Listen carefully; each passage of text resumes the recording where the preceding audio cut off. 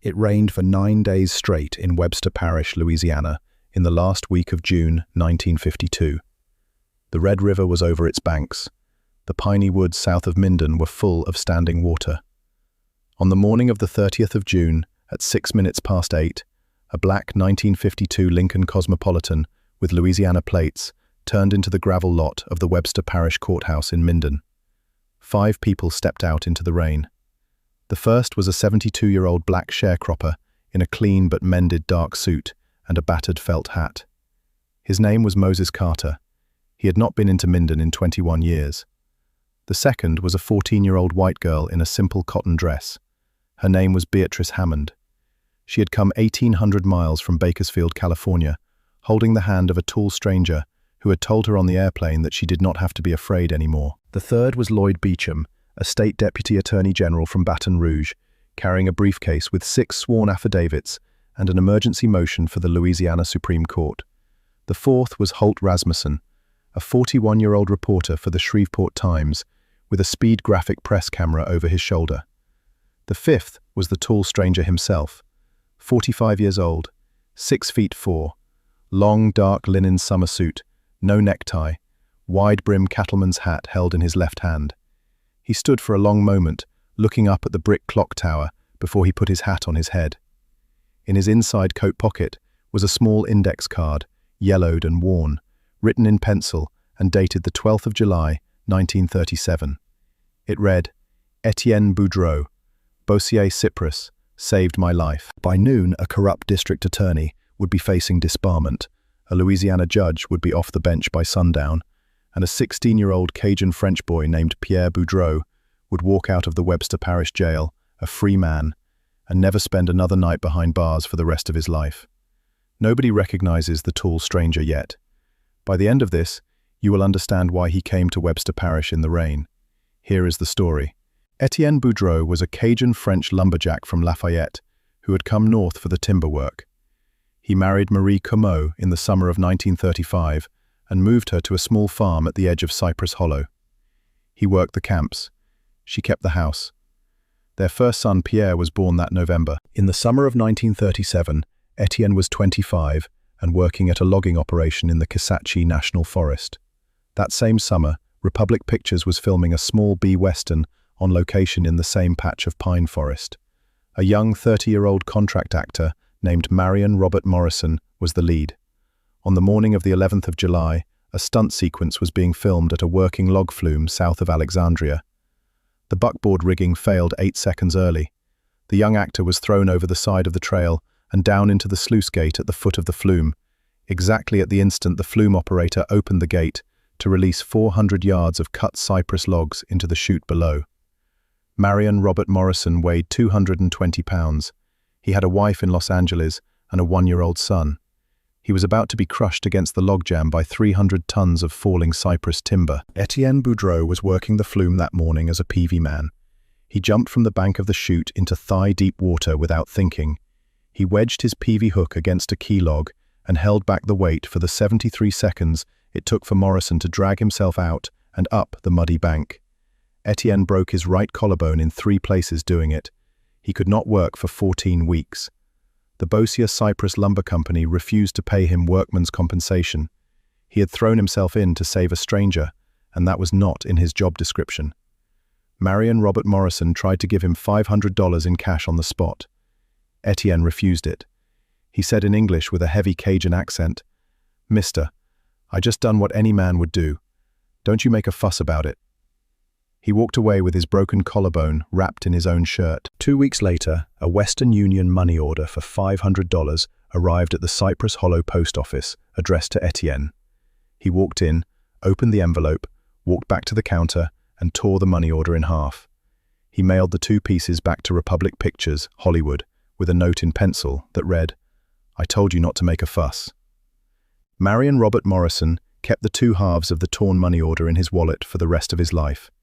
He also kept a small white index card on which he had written, in pencil, on the 12th of July, 1937, "Etienne Boudreaux, Bossier Cypress, saved my life." In August of 1948, Etienne was killed in a sawmill accident at the Spring Hill Lumber Company. He was caught in a bandsaw and died instantly at 36. He left Marie a widow at 38, with 3 children, Pierre, 12, Cécile, 10, and Antoine, 5. Marie kept the farm and the chickens, and worked weekends as a dishwasher at the Cypress Hollow Roadhouse. In June of 1952, Pierre Boudreaux was 16. He was tall for his age, lean, dark-haired, hard-working. He spoke French at home and English everywhere else. He had taken a part-time job that spring at the Cypress Hollow Dance Hall as a busboy, Friday and Saturday nights from 6 to 11 for 40 cents an hour. He gave the money to his mother every Sunday morning. On Saturday, the 3rd of June, a 19-year-old white girl named Clarissa Whitfield arrived at the dance hall at 9 in the evening with a 24-year-old man named Hollis Crane.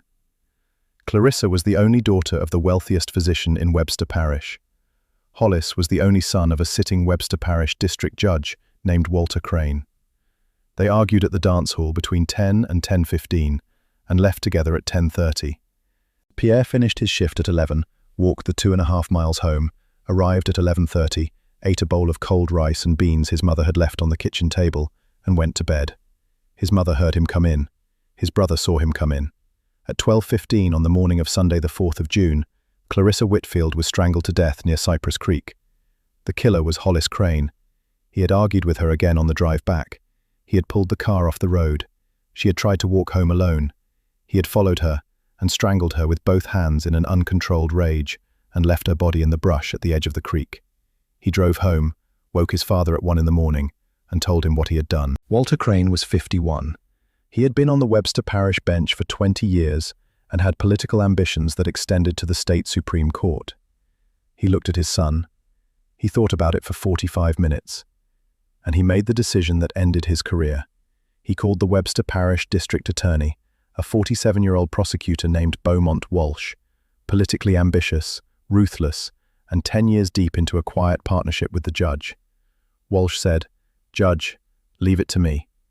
By 6 the next morning, Walsh had 2 coached witnesses in his office.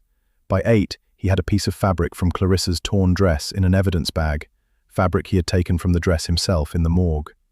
By noon, he had planted the fabric inside Pierre Boudreaux's locker at the dance hall. By 2 in the afternoon, he had arrested Pierre at the Boudreaux family farm. Marie Boudreaux watched her son taken in handcuffs from her own front porch. By 5, Pierre was in the Webster Parish jail. By 8, he had been beaten by 2 deputies. By midnight, he had signed a confession he could not read, under a single bare bulb with a torn lip and a swollen eye, and an arm one of the deputies had twisted behind his back until he heard something in his shoulder pop. The trial was scheduled for the 28th of June. The state was seeking the death penalty.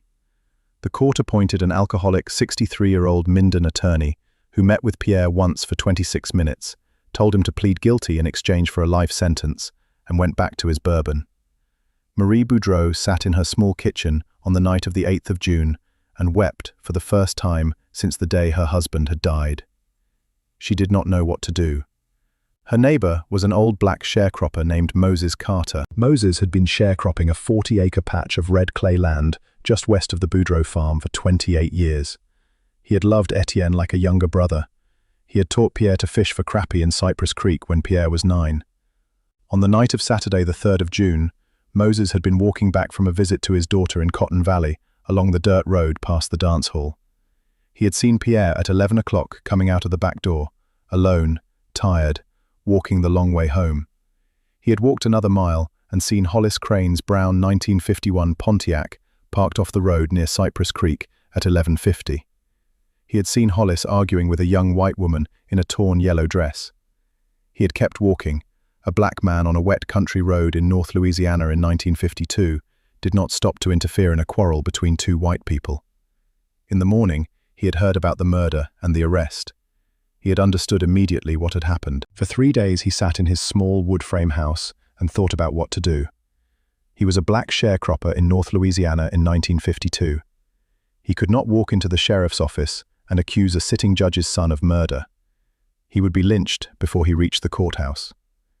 But he had loved Etienne Boudreaux, and he had once heard Etienne tell a story at a Sunday afternoon crawfish boil under the live oak behind the Boudreaux house in 1942. Etienne had been drinking homemade muscadine wine. Etienne had told the story of saving a young Hollywood actor from a logjam in 1937. Etienne had said with a Cajun's quiet pride, "He sent me a money order. I sent it back. But I tell you, Moses, a man like that does not forget." Moses Carter walked 7 miles in the rain on the morning of the 11th of June to a small Negro Methodist church in Spring Hill. He spoke for an hour with the pastor. Word traveled from the pastor to a cousin in Shreveport, to a former Negro League catcher staying at the Booker T. Washington Hotel that night, to a young Hollywood publicist named Spencer Liffey, to a man Liffey had worked with on several Republic Pictures publicity campaigns in the 1940s. That man was 45 years old and was on a soundstage at Warner Brothers shooting interiors for a new picture called Hondo. Marion Robert Morrison took the call in his trailer at 3:45 in the afternoon on the 14th of June. He listened for 11 minutes. He hung up.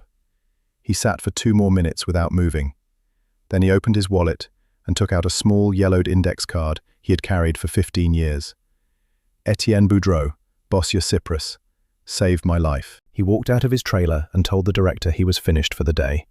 "Where are you watching from tonight? Drop your state in the comments. And if you have ever sat in a small kitchen at 3 in the morning, weeping because you did not know how to save your own child, type the name Etienne in the comments below. We want to know you are here with us tonight." By the morning of the 15th of June, Marion Robert Morrison had retained the firm of Houston, Mitchell and Cole of New Orleans to represent Pierre Boudreaux. He had telephoned an old Marine Corps colleague from a 1944 USO tour, Lloyd Beecham, now Deputy Attorney General for Louisiana. Beecham said, "I will be at the courthouse on the morning of the 28th. He had telephoned Holt Rasmussen, a wartime correspondent he had known in the Pacific, now chief political correspondent for the Shreveport Times. Rasmussen said, "I will be there, and I will bring my camera." He had read a file of affidavits gathered by a private investigator in Shreveport. The file contained the name of a 14-year-old white girl named Beatrice Hammond, living with her aunt on a dairy farm outside Bakersfield, California, since the morning of the 7th of June. She had been sent away because she had seen something at Cypress Creek on the night of the 3rd. Her father had taken $800 from Judge Walter Crane the next morning to make her disappear. On the morning of the 18th of June, Marion Robert Morrison drove himself to the dairy farm outside Bakersfield in his own 1951 Cadillac. He walked up to the front porch and asked the aunt if he could speak with Beatrice. The aunt recognized him and nearly fainted. Beatrice came out and sat in a rocking chair across from him. She was a small, thin girl with a sunburned nose. She had seen Hollis Crane's brown 1951 Pontiac parked off Highway 80 near Cypress Creek at 11:40 on the night of the 3rd. She had been riding home on a bicycle. She had heard the woman scream once. She had pedaled home in terror and told her mother.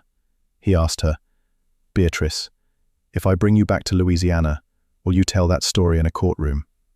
She looked at him. She was 14 years old, with a father who had taken $800 to make her disappear. She said, "Yes, sir, I will tell it. I should have told it sooner." He said, "I will protect you. You will not be alone for one moment until you are back home and safe." He left the aunt $1,000 in cash and a typed letter promising the family would never be retaliated against. He flew Beatrice and her aunt to New Orleans on the 21st of June. He met Moses Carter for the first time on the 23rd in a small house owned by the Boudreaux family's New Orleans lawyer. He shook the old sharecropper's hand. He said only, "Mr. Carter, Etienne saved my life in 1937. You sent for me. I am here." Moses Carter said, "Mr. Morrison, I do not need your money. I need you to walk that boy out of that jail." The trial of Pierre Boudreaux was scheduled to begin at 9 in the morning on Wednesday the 28th of June, 1952, in the courtroom of Judge Walter Crane. At 8:55, with the courtroom full, the tall stranger walked into the lobby with Moses Carter, Beatrice Hammond, Lloyd Beecham, and Holt Rasmussen behind him. The bailiff stopped them at the courtroom door. The tall stranger said quietly, "Tell the judge there has been an irregularity in the impaneling of this trial. The State Attorney General's office requests a recess." Beauchamp handed the bailiff a folded document on Louisiana State Attorney General's letterhead. The bailiff read it. He turned and walked into the courtroom. 2 minutes later, Judge Walter Crane came out. He looked at the Deputy Attorney General. He looked at Beatrice Hammond. His face went the color of paper. He looked at Moses Carter. He looked at the tall stranger. He said nothing. Beauchamp said, "Judge Crane, the state of Louisiana respectfully requests your recusal. We have filed an emergency motion with the Louisiana Supreme Court. The court has indicated they will hear it by phone within the hour. You will not be presiding over this trial." Walter Crane stared at the four of them. He turned and walked back into the courtroom without a word. By 11:15, the Louisiana Supreme Court had ordered Crane off the case. By noon, a retired judge from East Baton Rouge Parish had been brought in by emergency court order. By 2 in the afternoon, the trial had been recessed for 48 hours. On Friday the 30th of June, the new trial began.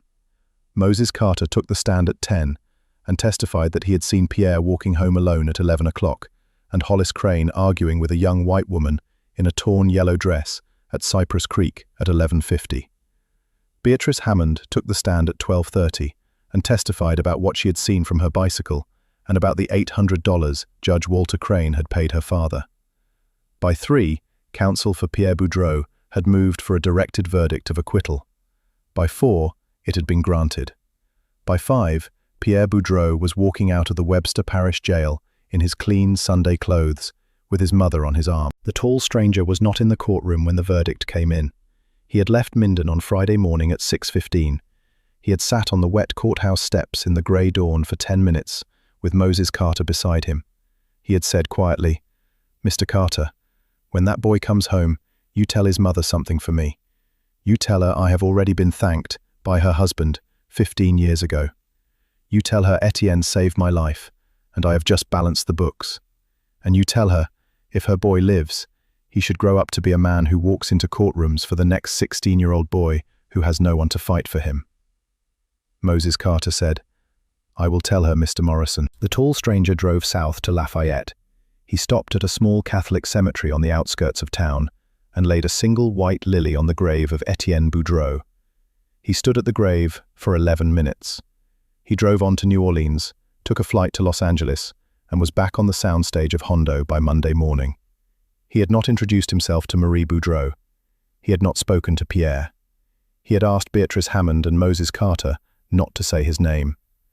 Have you ever sat in a small kitchen at 3 in the morning, weeping for your own child and not known what to do? Sometimes the only thing standing between a 16-year-old boy and the electric chair is a black sharecropper who walks 7 miles in the rain, a 14-year-old girl with a sunburned nose who tells the truth in a courtroom, and a tall stranger who has carried an index card in his wallet for 15 years because of a debt he can never repay any other way. Pierre Boudreaux graduated from Minden High School in 1954, attended Tulane University on a full scholarship, and went to Tulane Law School. He joined the Orleans Parish Public Defender's Office in 1962 and opened his own practice in 1967. He took on the appeals of black men sentenced to death at Angola. He represented freedom riders. He represented NAACP organizers. In 1978, on the 25th anniversary of his own exoneration, he founded a non-profit legal aid clinic in Shreveport called the Boudreaux Innocence Project. By 1995, the project had exonerated 47 wrongly convicted Louisianans. 31 of them had been on death row. Marie Boudreaux died at her small farm at the edge of Cypress Hollow on the 2nd of November, 1981, at 71. Pierre was at her bedside. Moses Carter died in November of 1962 at 82. The Boudreaux family paid for his headstone. Beatrice Hammond married a Korean War veteran in 1957 and died of a stroke in 2008. Pierre flew to her funeral. Holt Rasmussen won the 1953 Pulitzer Prize for his coverage of the case. Lloyd Beacham became Louisiana State Attorney General in 1959. Walter Crane was disbarred and died of a heart attack in 1957. Hollis Crane was executed at Angola on the 3rd of February 1955.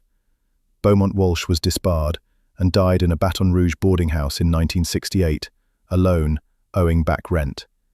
Marie Boudreaux kept a folded letter on cream stationery, dated the 30th of June, 1952, in a small wooden box on the top shelf of her bedroom closet. She had found it on her kitchen table when she came home from the courthouse that Friday afternoon, written in steady, deliberate blue ink. The letter said, "Mrs. Boudreaux, your husband saved my life in the Kisatchie Woods on the 11th of July, 1937. I came to Louisiana because Moses Carter sent for me, and because Etienne would have wanted me to. I have not asked to meet you because I am not the man who matters in this story. The men who matter are your husband and your son. When Pierre is old enough, you tell him to walk into courtrooms for the next 16-year-old boy who has no one to fight for him. It was signed, Marion Robert Morrison. Marie did not know the name. She kept the letter folded in the wooden box for the rest of her life. Pierre Boudreaux found the wooden box on the night of his mother's funeral in November of 1981. He was 45 years old.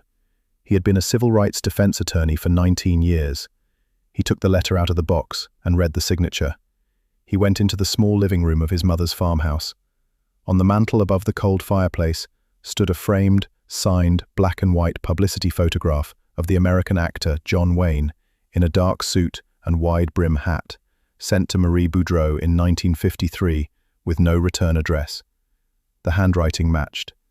Pierre Boudreaux sat down at his mother's kitchen table and wept for the first time in 19 years. In the spring of 2010, after Pierre Boudreaux's death the previous autumn at 73, his daughter Hélène donated the family papers to the Louisiana State Museum at the Cabildo in New Orleans.